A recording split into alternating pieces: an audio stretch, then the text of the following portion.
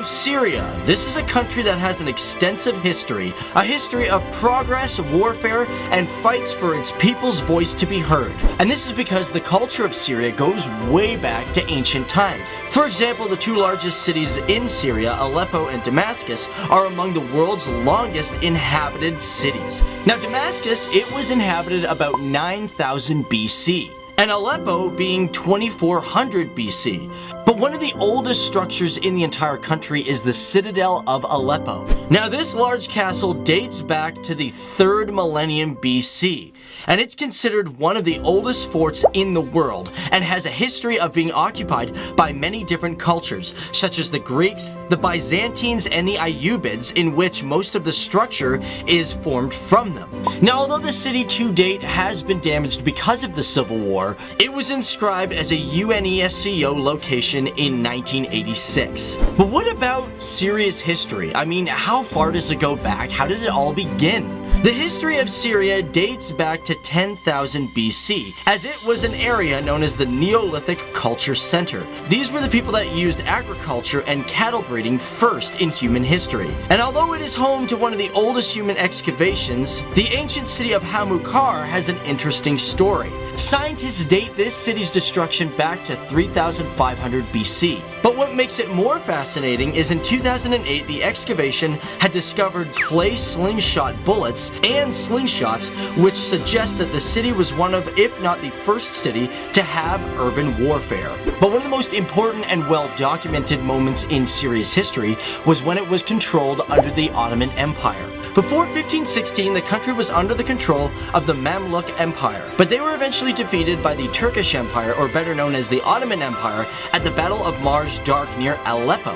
And for over 400 years, the Ottoman Empire ruled all of Syria until its demise in World War I. When World War I broke out on July 28, 1914, the Ottomans and its territories allied with the German conflict, and it marked a major change in human history, a moment where countries banded together in a valiant symbol against evil. And within the darkness of that evil was the Armenian and Assyrian genocide. This was the third genocide of the 20th century and the first one to have a death toll of over 1 million people. A dark time in Syria's history that began on April 24, 1915. Where anywhere between 800,000 to 1.5 million Armenians and 275,000 to 750 Assyrian people were marched in the desert with no food or water and left to perish in an attempt to wipe out the Christian faith within Syria. But the Arabic people did not stop there. They fought back hard, as freedom fighters of the Syrian army under the command of Emir Faisal revolted against the Ottoman army, fighting alongside British forces such as Thomas Edward Lawrence, or better known as Lawrence of Arabia. Between T.E. Lawrence and Emir Faisal, the two collaborated on many different occasions, even on the victorious attack on Damascus on October 30th, 1918. Now, shortly after that, the Ottomans and the remaining German forces were defeated by the Allied efforts, bringing the empire and a war to an end. But the thing is, after World War I, the British promised the Arabic people that they would get independence. However, that changed after the war as two diplomats, one English and one French, Francois-Georges Picot and Briton Mark Styles, secretly decided that after the war, Syria would become ruled by the French. But to ensure that this didn't happen, when the war ended, Emir Faisal, he went to the Paris Peace Conference to ensure his sovereignty over Syria. But his hopes went short when the European countries decided to split up the Ottoman territories, with the final conclusion that Syria would be mandated by the French. But shortly after that, Faisal declared himself on March 7, 1920, the rightful king of the Arab Kingdom of Syria, which ended up leading to the short Franco-Syrian War, in which Faisal was given an ultimatum to surrender his forces or face a severe invasion. And although he complied with it, his defense minister, Yusuf al-Azma, ignored the king's request, and instead he took his own small army to Mysalan, where he faced the French, where he was eventually surrounded and defeated by French forces and tanks. This ended Faisal's kingdom on July 24, 1920, which after that, the French expelled Emir from the country that he fought so long and hard for. Now, although the French had control and a mandate over Syria, they eventually lost control during World War II. This is because France itself was occupied by the Germans, and after the Second World War in 1958, the country had joined Egypt to become the United Arab Republic. linking the two together as one. However, this deal didn't really work for the Syrian people because they were pretty much ignored by the Egyptians, thought of as second class, and of course, because of that, their economy suffered. And on top of that, even the country was known as the northern region of the UAR. At that point, the country had a coup where soldiers defected, freeing Syria from Egypt on September 1st, 1961. And within the following years came the creation of the Ba'ath government, which also had another coup in 1966.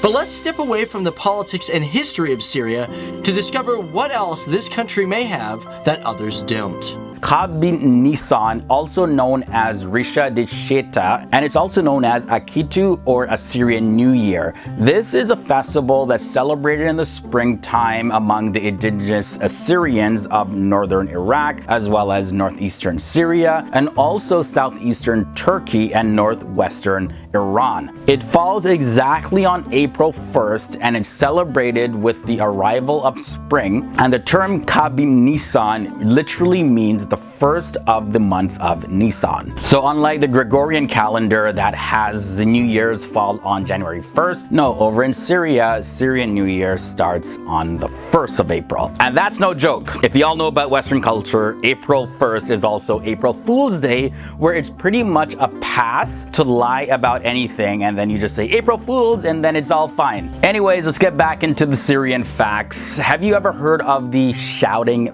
Valley? Yeah, the Shouting Valley is a place where Syria, Lebanon, and Jordan, as well as Israel, all meet together. Now, its name comes from the habit that people have of shouting to their relatives through megaphones, or they just yell to communicate with their relatives in a different part of the valley. And it's located in the Golan Heights, which is a region in the Levant, spanning about 1,800 square kilometers, which works out to be about 690 square miles. Now, what makes the Shouting Valley so unique is that it's an area of land that enables a sound leak across the border between Syria and Israel. Usually, members of the Druze community meet on each side to hear each other and wave to each other. But again, people from the different nations that I mentioned use the Shouting Valley for whatever reason they choose. Next up, at fact number 3, the biggest cities in the country are Aleppo in the northwest, as well as Damascus, the capital, in the southwest. They're ancient cities. Now, Damascus was first mentioned in an Egyptian document that dates all the way back to 1500 BC. Now, according to archaeologists who have done carbon dating, they say that the sites near Tel Ramad, which is just outside the city of Damascus, suggests that it was occupied as far back as 6,300 BC. Then there's Aleppo, that may be one of the oldest continuously occupied cities in the entire world. Scientists say that there's evidence that it was inhabited about 6,000 BC, and because the city was along the Silk Road, it has been a center for trade for many centuries. Now, real quick, I had to talk about Syrian cuisine. The words cuisine and Syria don't often find themselves in the exact same sentence, but Syrian cuisine is really like a mixture of cultures, of civilizations that settled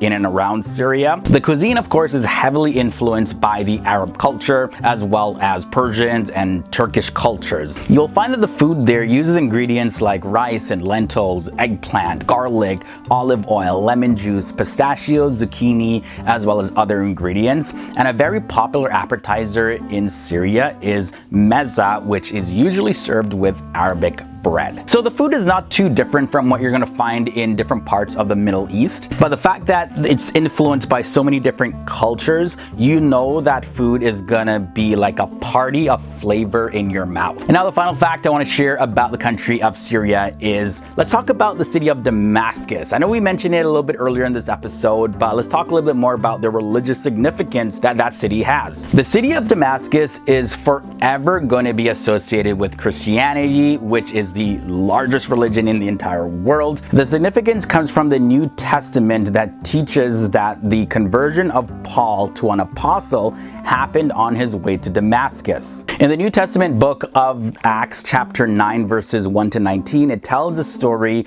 of this conversion, as well as it's retold by Paul himself in the book of Acts chapter 22 verses 6 to 21, and again in Acts chapter 26 verses 12 to 18. So how it goes is, on the road to Damascus, Damascus, Saul, who later became the Apostle Paul, he and his companions at that time were set on eliminating anyone that claimed to be a follower of Jesus Christ. Now, on the road to Damascus, they were struck down by a blinding light, and Saul heard a voice that said, "Saul, Saul, why do you persecute me?" And then when he asked who he was speaking with, the voice replied and said, "I am Jesus who you're persecuting. Now get up and go into the city, and you will be told what you must do." So from there, instead of persecuting Christians, Paul became one of the most influential apostles and one of the main driving forces of the spread of Christianity. So that's why the city of Damascus has so much significance.